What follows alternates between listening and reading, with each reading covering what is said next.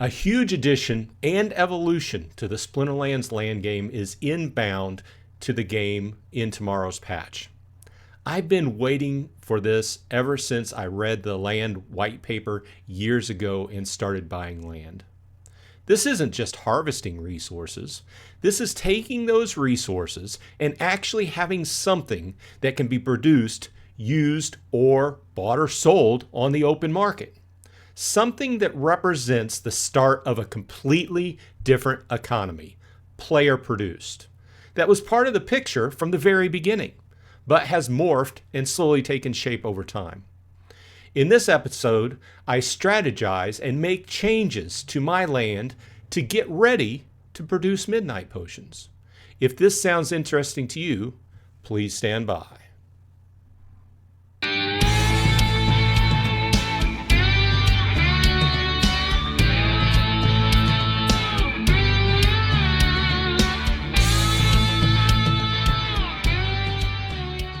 Hey, all you Splinterheads, welcome back. Bronze Dragon once again sitting in this chair saying, thanks for dropping by. As always, I appreciate the time you spend with me. Please leave a like on the video and subscribe if you're not already subscribed. Thanks. Appreciate it. Okay, we're going to jump right in and we're going to do a quick recap here. This video is really focused on the changes that I realized I needed to make on my land to be able to start producing some midnight potions, which goes live tomorrow, the 29th of April. Okay, 2025. Okay, and the reason I'm so excited about this, you might say, hey, Bronze Dragon, why are you so excited about this? As I said at the top of the show, it's the evolution of the game. In the land white paper, ever since the beginning, they've talked about being able to produce various items on your land. Now, midnight potions weren't originally there, but it's the idea that has been fleshed out. And I'm excited that we're actually getting something that we can produce, and all pointers point towards the fact that these will be very popular with this new set.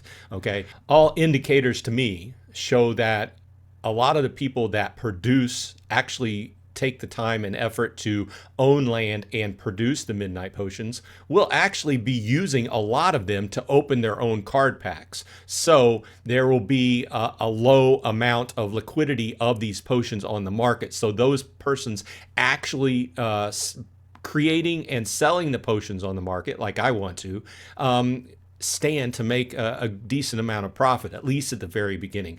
As we know, as things wear on, there gets to be, the very beginning, you get that profit spike, and then it kind of goes down as people start producing more and more. It all depends upon how many card packs are open. It depends upon, one card pack requires 5 potions. And if you saw the video I just released a few days ago, I did the numbers and I saw that, one card pack is going to cost in the neighborhood of 60 to 80 DEC. Figured, that's just the component cost. Okay, that's not anything surrounding it, and that's not markup as you see it on the market. Because if I really see that the demand for these is going to outstrip the supply. So common logic says that when that is in place, then people will pay top dollar for this. I don't know necessarily if people are going to use these on the standard packs, because if a lot of people are theorizing these might start going for like $1 a piece,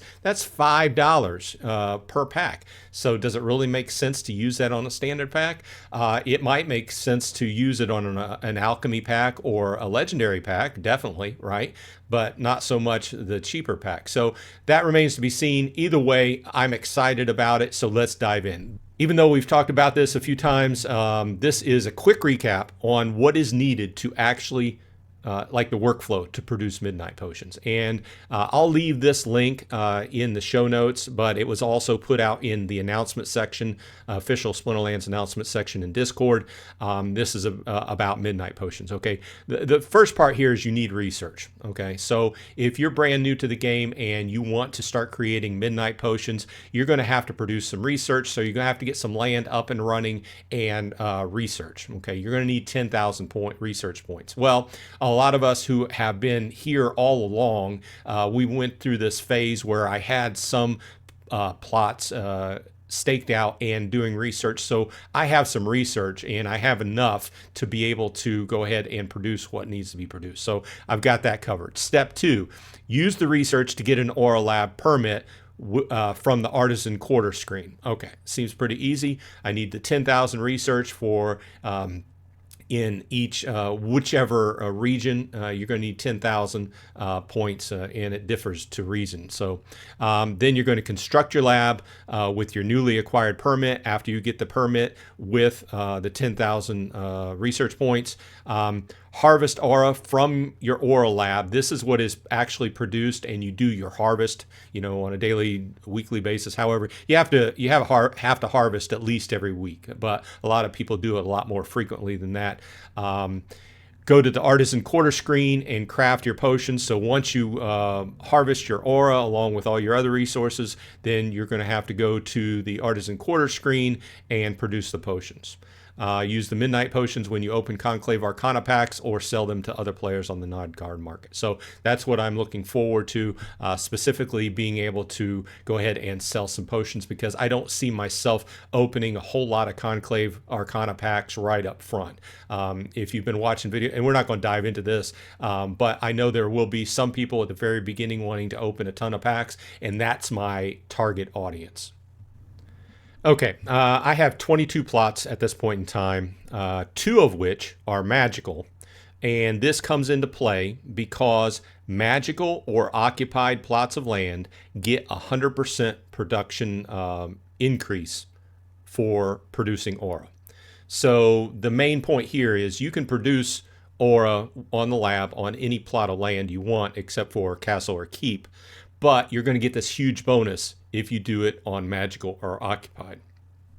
So I have 2 magical plots. Previously, I have 1 in Tostrington, a rare, and 1 in Ravenwood, a common. Previously, before land 1.75, those were producing research on a regular basis during that whole time period. When 1.75 went live, I turned off research and SPS production and turned everything to whatever they were going to produce, plus with a strong emphasis on grain. And I've talked about this before. I've got my plots so that they're evenly producing enough grain to support everything, so I don't have to go and buy grain every couple days or whatever. But the thought occurred to me that, let's jump over here to Tostrington. The magical lake I have, which is currently producing grain, is producing a large amount of grain to help my epic caldera and my common tundra produce the logs and ore. Okay, now going into the change tomorrow, this will change over to the lab to start producing aura. So I'm going to lose that grain production. So I need to do something about that. And what I need to do is go ahead and take one of these other lands that has a grain farm on it, which is fully staked out with my 50,000 DEC, meaning that I have max level cards on them. They are only common gold foils, which represent a good value for production power at the time. The price on all cards has basically went up. I still think it's pretty strong value. But my point here is I need to get more production out of those lands so I can get more food out of those 2 lands so I can support everything. So that's what this change is, what's involved in this change. Okay, so we're here on the production screen, and this is the rare I was talking about that is getting ready to be changed to produce aura. These are the 2 common grain producing lands I was talking about that I need to up their stake. This particular land that I decided to concentrate on is because I have a rare totem on it. The other one I have only a common totem on it. So my idea was, well, I need to put some better cards on there to get more production power on it. It behooves me to go ahead and increase the staking power on the plot that I actually have a better totem on it. So a common totem, it only gives you 10%. This one gives me 25%. So that's where we stand. Now, currently, I have 1, 2, 3, 4 max gold foil commons, and then I have one rare. So I took a look at the market and I compared various cards, and I decided to go ahead and go with the best value I found at that time this morning. And I actually went with 3 more max level gold foil rare Chaos Legions, and then I actually found a beta that was a good deal. So I want to emphasize this, okay, for people who are relatively new to working with land, and it will throw a warning screen for you. But before you make a change on land, which changes basically anything around your production on land, better, worse, what have you, make sure you do a claim. Okay, you need to claim what's sitting on that land right now before you change anything. So as we can see, I have about a 55% worksite capacity now. Okay, so I also see the details here that I have a specific amount of grain cost I will have to pay to actually harvest this. So let's go ahead and do a harvest and pay our workers. So we are claiming grain, which produced more than double what I actually needed to feed them. So I'm actually getting a plus of 16,336 to my grain bonus. Okay, so now the worksite capacity is at 0. Now we're going to make the changes. So let's go into manage, and we're going to click on this, and right off the bat I can see the Venari crystal smiths that I bought specifically for this purpose. I've got 3. So let's go ahead and select that. That'll replace. I'm going to leave that there. That's a rare. I'm going to go ahead and replace this with another crystal smith. And then I'm going to replace this with another crystal smith.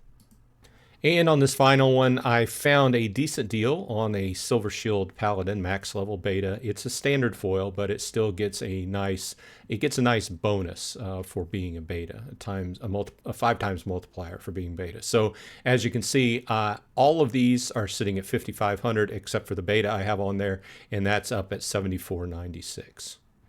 So let's go ahead, and you can see the production goes from 16,500 up to 29,496. So not quite double, but almost there. Okay, so let's go ahead and save changes.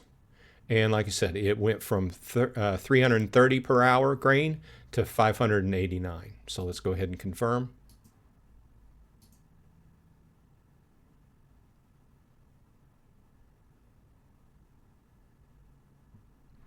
Okay, so like I said, the whole goal here was to get a lot more grain production out of this one plot of land, and I decided to focus on this since it has the rare totem on it. So I think I will be okay, because I wasn't really close as far as the amount of grain I produced on a daily basis and what I actually needed. So once we change over, or once it changes over to the new type of lab, I'll have to give it a day and then do a claim and see how close I am. I should be okay with this change.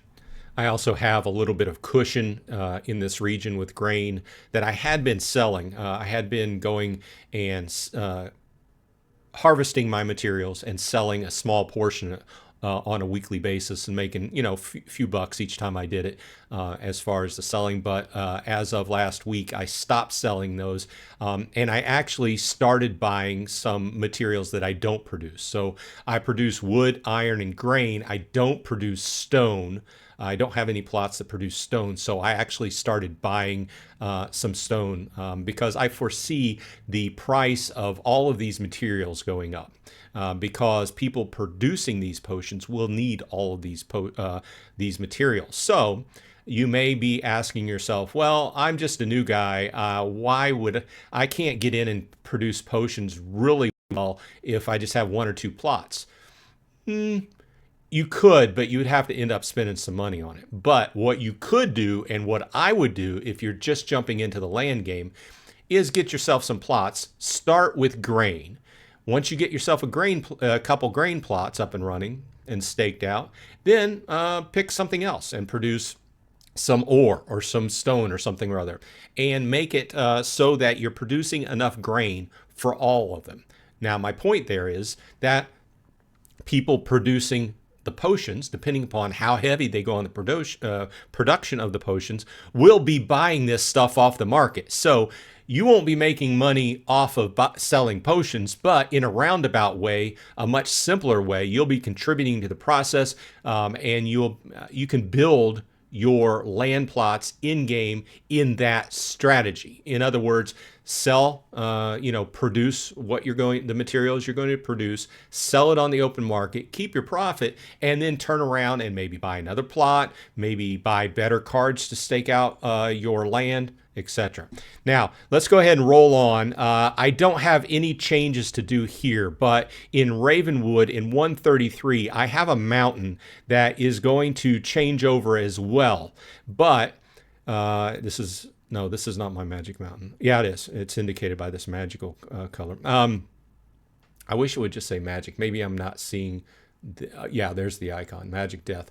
Okay, either way, this is not a grain producing land, so it's not going to affect my grain intake or outtake, or consumption.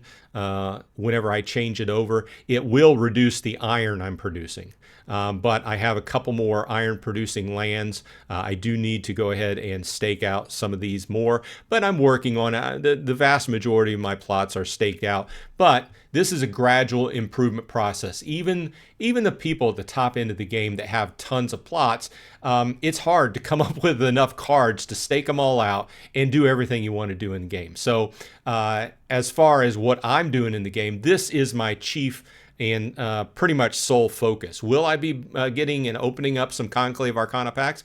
Sure, but frankly, somebody asked me this on Discord. What would happen if you opened a black foil?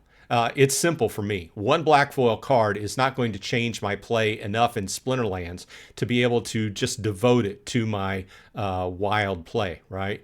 That baby would go staked on land so I could produce more of something. So this should be, I hope this was interesting for you. Let me know in the comments what you're doing. Are you going to make midnight potions? Are you going to try to make a killing on selling actual just the resources? What's your approach to it? Let me know in the comments. Either way, this has been Bronze Dragon. I hope everyone on your side has been happy and healthy lately. And I will see you in the land within Splinterlands producing midnight potions.